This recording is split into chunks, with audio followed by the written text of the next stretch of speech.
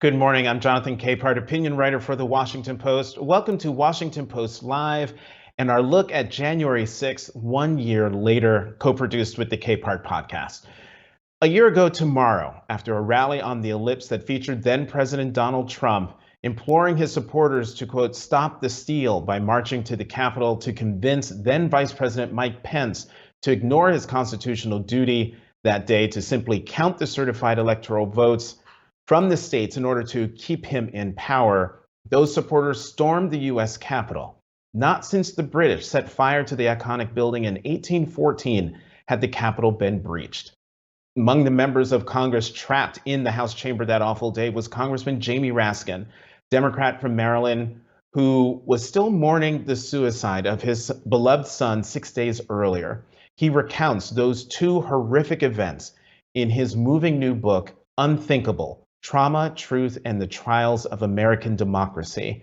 And joining me now is the author of that book, Congressman Jamie Raskin. Welcome, Congressman. Thank you for having me, Jonathan. I'm delighted to be with you. So, Congressman, it's been a year since you and your wife, Sarah Bloom, lost your son, Tommy. How are the two of you and your two daughters doing? Well, it's a day-to-day struggle to recover some sense of equanimity in our lives, but we're not drowning in agony and grief so much that we can't talk about Tommy anymore. We are able to talk about him without crying, which is an important step forward. We miss him sharply and intensely every single day. But we have a big family with lots of cousins and uncles and aunts, and we have tons of friends and a great community. And I've got the greatest constituents in the world. So we're surrounded by a lot of love. But thank you for asking, Jonathan. You know, part one of your book is all about Tommy. Your love for him is as palpable as your heartbreak over his death. And you write about his suicide with aching honesty. Why was it important for you to do that? Well, it's the story of his life, and I didn't want his whole life to be defined by it, but it was a part of it. It was the very end of it. If there's any way that it could help anybody else, then that would be all to the good. Tommy was, as his little sister Tabitha put it, above all a utilitarian. He wanted to increase the maximum good for the maximum number of people and animals, all sentient beings. If this helps one person, and we think it's already helped some people because we've been hearing from them, then it's all to the good that we've been public about it and we've been honest about it. And I don't think Tommy would have it any other way. Mm-hmm. Yeah, from reading the book, and I'm not quite done. I'm almost there. But in the big chunk that I've read already, it's clear Tommy was your best friend, your North Star on a lot of things, particularly on doing what's right, wasn't he?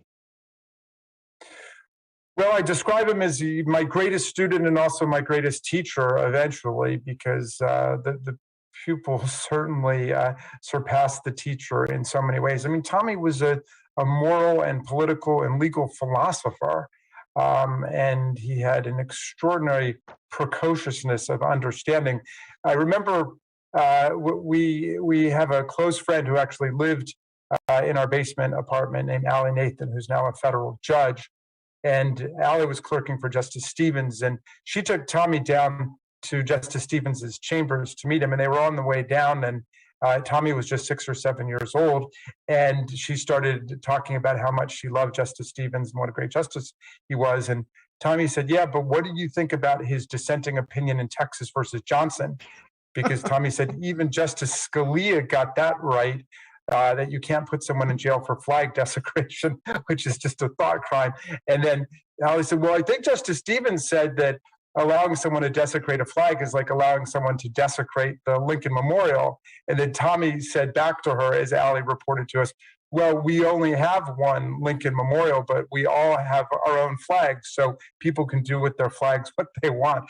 So he was really brilliant, but what was most exceptional about him was his heart. He just had a perfect heart, and he felt the pain and the suffering of the entire world, and of course of the animal kingdom too. He was a zealous vegan, but he was not a guilt-tripping, politically correct vegan. He was just someone who said, we can live without slaughtering animals for protein, especially in the age of Impossible Burgers and Beyond Sausage. And he converted more people to not eating meat, including people in our family, than anybody I've ever met. Including you, as I learned in the book. Tommy's funeral was on January 5th, actually a year ago today. And the power of his life and what he believed in is what helped guide you through a big assignment you had a year ago tomorrow. When Tommy took his life, you were putting the final touches on your strategy and what you were going to say during the proceedings to count the electoral votes and the expected objections on January 6th. And you write on page 112, by the time January 6th arrived, we had been preparing for the counting of the electors for months. Our preparations had started as far back as May 2020. You were ready for everything from the bullying of state election officials to the possibility of Pence throwing the election into the House of Representatives. But you write, we had prepared for everything. Everything, that is, except everything that was actually about to happen. You addressed the House floor where you quoted President Abraham Lincoln. Then what happened? Well, the thing that we had not counted on was the eruption of mass street violence that would invade the Capitol and shut down the counting of electoral college votes, and for the very first time in American history, interrupt the peaceful transfer of power through the counting of the electoral college votes. So I had, I think like a lot of my colleagues, placed what was going on outside the building in one compartment, and then what was going on inside the building in a different compartment. And we were ready for every possible parliamentary maneuver and overture. But what we didn't see was the fascist street violence being unleashed against us, being coordinated with this attempt to perpetrate a political coup and deprive Joe Biden of his rightful majority in the Electoral College. He'd gotten 306 electors. And of course, the coup part of the operation was designed to try to lower his total by getting Pence to reject and single-handedly nullify electors coming in from Pennsylvania, Arizona, and Georgia. How concerned were you during the insurrection? How concerned were you for your personal safety and your colleagues' safety, and also for your daughter and son-in-law's safety, who were also in the House gallery at the time? Well, I was above all concerned for Tabitha and for Hank, who's married to our older daughter, Hannah. They had tried to convince me not to go in, and I said, look, it's a constitutional duty, it's a constitutional function. We have a very slender majority. People were dropping like flies because of COVID-19. And I said, the speaker needs me. You know, I live closer to the Capitol than any member of Congress, except for Eleanor Holmes Norton, the non-voting delegate for DC. So I said, I've got to be there, but why don't you come? And they decided to come with me after asking me, would everything be okay? Because Trump's inviting his followers to come to Washington. And I said, yes, this is the Capitol. And I had a very specific image in mind of June 2nd, when Black Lives Matter assembled on June the 2nd, the day after Trump and Barr had unleashed that police riot in Lafayette Square. And I had this image of this phalanx of National Guardsmen and women standing there armed on the steps of the Capitol. I thought to myself, of course we'll be safe. And of course I was wrong about that. You know, after the insurrection, Speaker Pelosi named you the lead impeachment manager in Trump's second impeachment.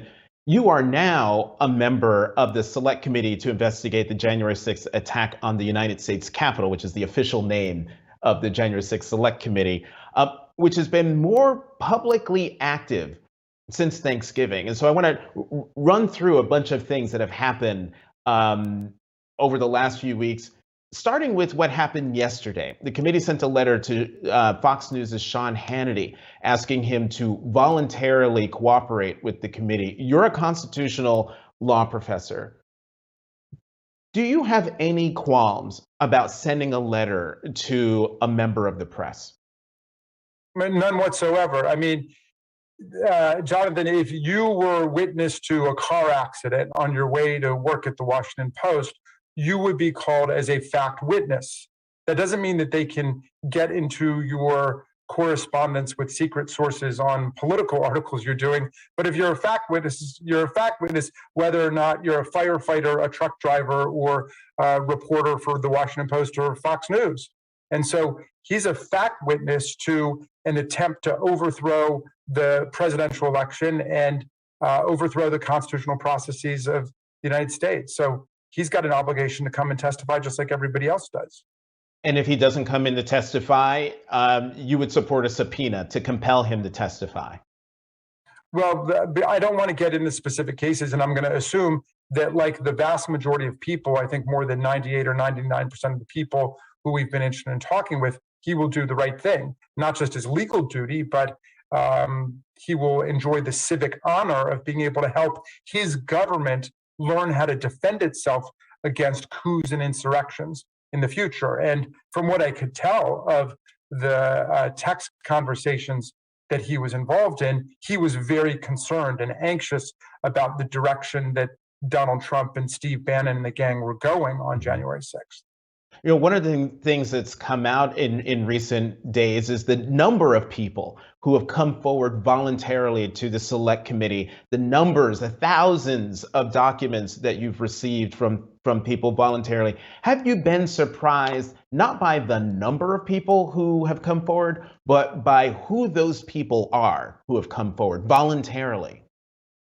Well, most people in America are constitutional patriots, like Liz Cheney, who now is, the textbook example of a constitutional patriot, someone who places their loyalty and allegiance to the Constitution and to the country above their own political party and their own narrow political ambitions. The shocking thing is that we have an entire political party now under the spell and sway of one guy.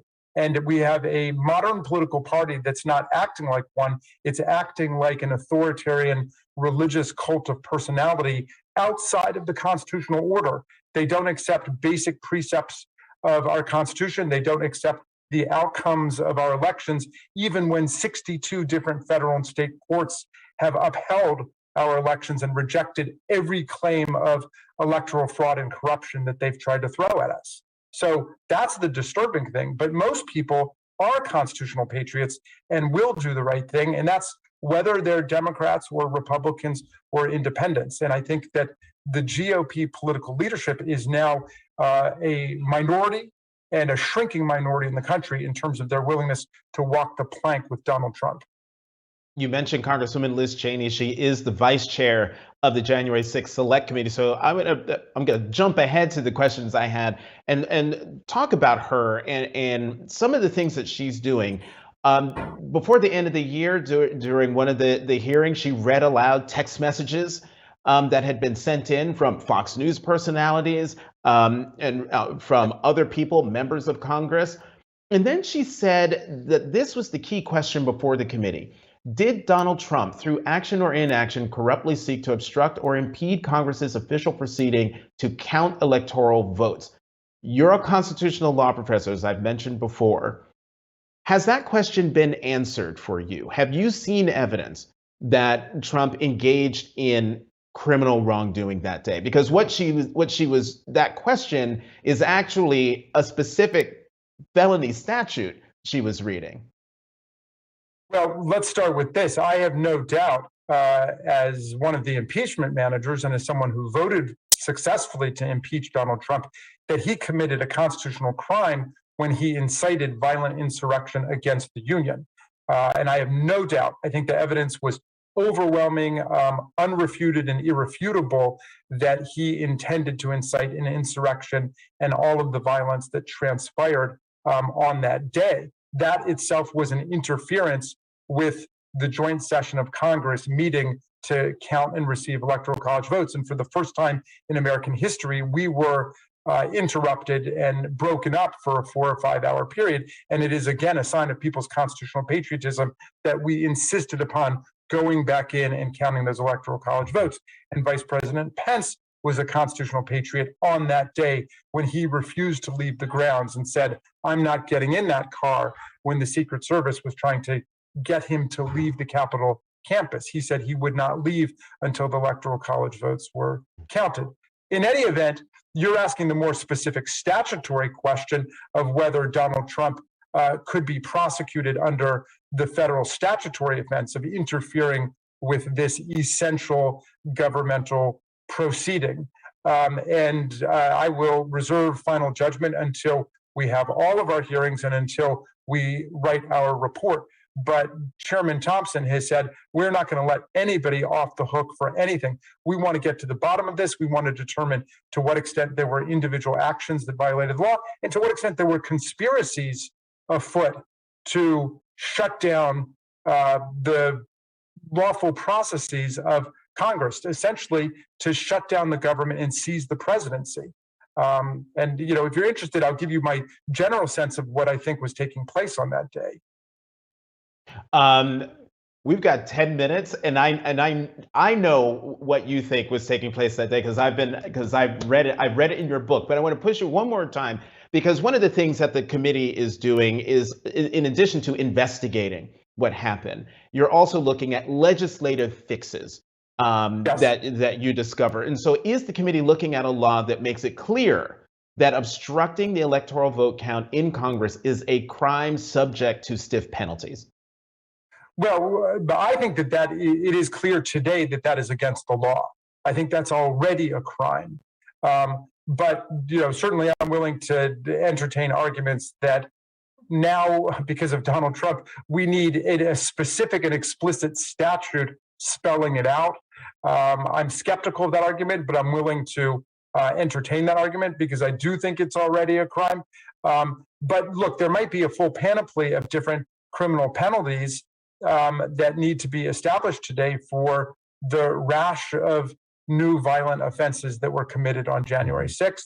And I'm willing to look at just the full waterfront of both rules changes in the House and the Senate and legislative changes for criminal and civil offenses against the Union.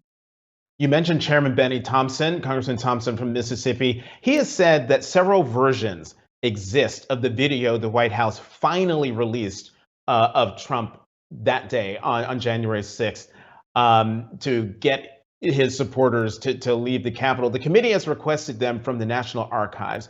What do you believe those other videos may show?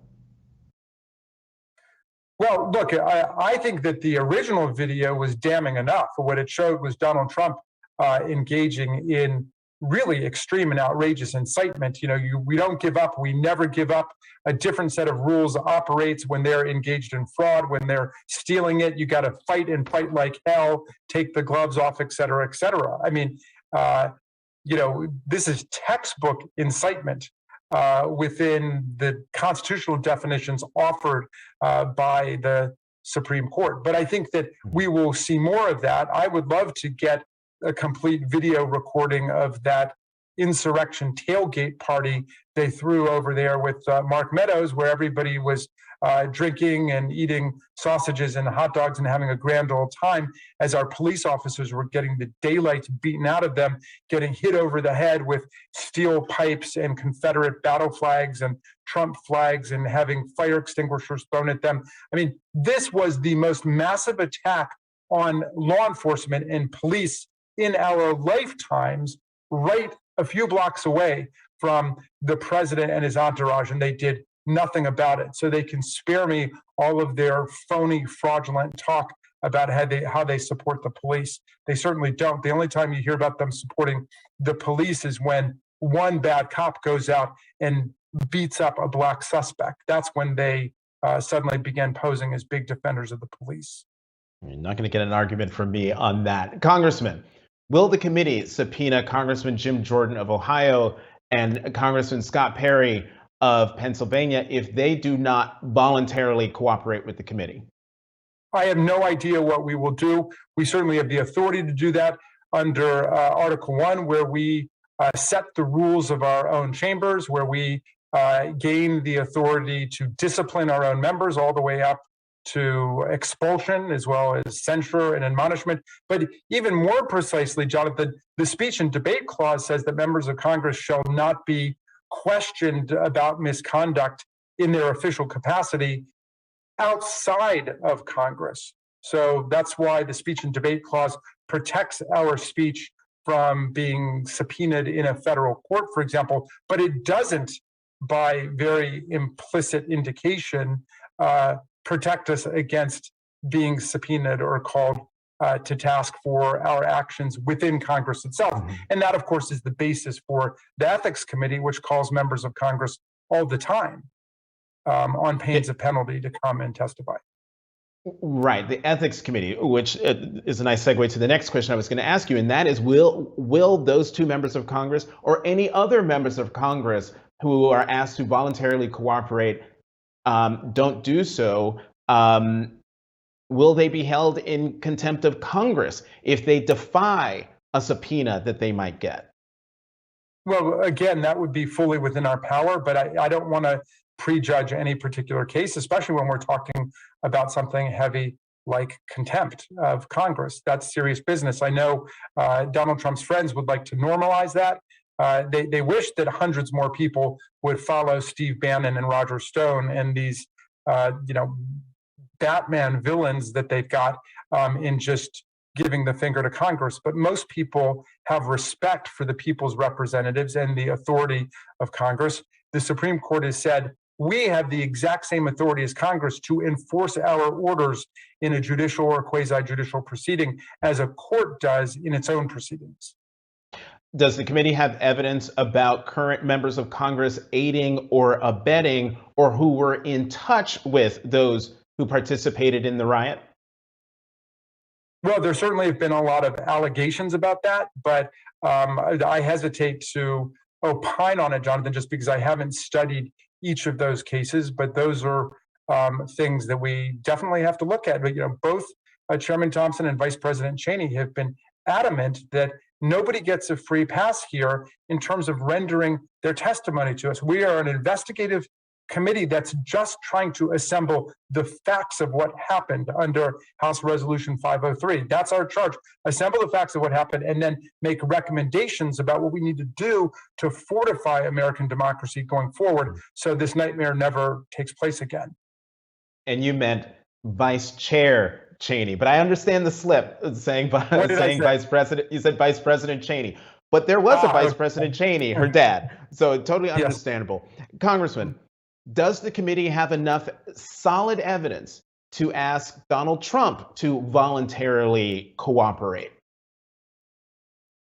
Well, look, we have enough evidence for anybody who was in the vicinity, and Donald Trump was right at the heart of it. I mean, we already have robust bicameral, bipartisan majorities that have established as a legislative and constitutional fact that Donald Trump incited the insurrection. He continues to try to whitewash it and sanitize it today when he goes out and says that his followers greeted the police with hugs and kisses, which is presumably how dozens and dozens of them ended up in the hospital that day. But look, we invited him to come and testify in the impeachment trial. He was whining about due process. We said the heart of due process is the right to be heard. Come and be heard. You can testify for as long as you want.